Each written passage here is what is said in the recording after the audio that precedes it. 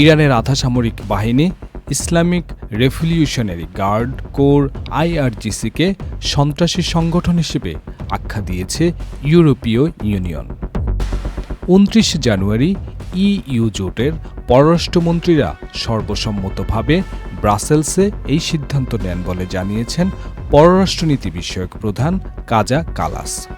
কালাস বলেন, এই সংগঠনের মাধ্যমে ইরানের এই বাহিনীকে আল কায়েদা, হামাস ও ইসলামিক স্টেটস আইএসের মতো সন্ত্রাসী সংগঠনের সঙ্গে একই কাতারে রাখা হলো। তিনি বলেন, যারা সন্ত্রাসের মাধ্যমে কাজ করে তাদের সন্ত্রাসী হিসেবেই বিবেচনা করা উচিত। এর আগে যুক্তরাষ্ট্র ও কানাডা রেভলিউশনারি গার্ড আইআরজিসিকে সন্ত্রাসী সংগঠন হিসেবে ঘোষণা করে।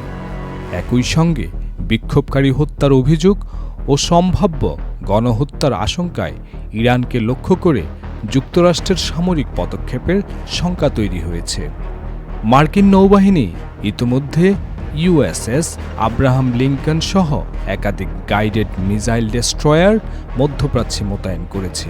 তবে প্রেসিডেন্ট ডোনাল্ড ট্রাম্প সামরিক পদক্ষেপ নেবেন কিনা তা এখনও স্পষ্ট নয়।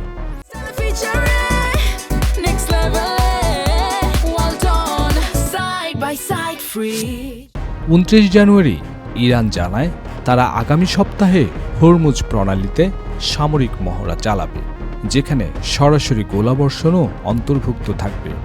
বিশ্বের মোট তেলের প্রায় ২০% এই প্রণালী দিয়ে পরিবাহিত হয়। এ ধরনের মহড়া আন্তর্জাতিক জ্বালানি সরবরাহে বড় ধরনের বিঘ্ন ঘটাতে পারে বলে আশঙ্কা করছেন বিশ্লেষকরা।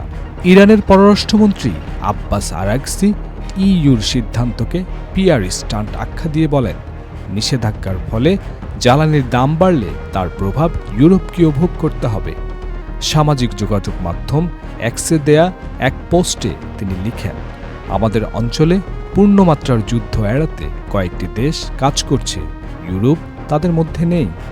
একই দিনে ইইউ ইরানের আরও ১৫ জন শীর্ষ কর্মকর্তা ও ৬টি প্রতিষ্ঠানের উপর নিষেধাজ্ঞা আরোপ করেছে। নিষেধাজ্ঞার ফলে সংশ্লিষ্ট ব্যক্তি ও প্রতিষ্ঠানের ইউরোপে থাকা সম্পদ জব্দ হবে এবং তারা ইউরোপ ভ্রমণ করতে পারবেন না বলে জানিয়েছে ফ্রান্সের পররাষ্ট্রমন্ত্রী জান-নোয়েল বারো। রেভলিউশনারি গার্ডের ইরানের ভেতরে ব্যাপক ব্যবসায়িক স্বার্থ রয়েছে, ফলে ইউরোপে তাদের সম্পদ থাকলে তা জব্দ হওয়ার সম্ভাবনাও তৈরি হয়েছে। আন্তর্জাতিক বিশ্লেষকদের মতে ইইউর এই সিদ্ধান্ত ও নতুন নিষেধাজ্ঞা ইরানকে আন্তর্জাতিকভাবে আরও বিচ্ছিন্ন করবে এবং দেশটির উপর কূটনৈতিক ও অর্থনৈতিক চাপ আরও বাড়িয়ে তুলবে। জহিরুল আলম সরকার, চ্যানেল আই।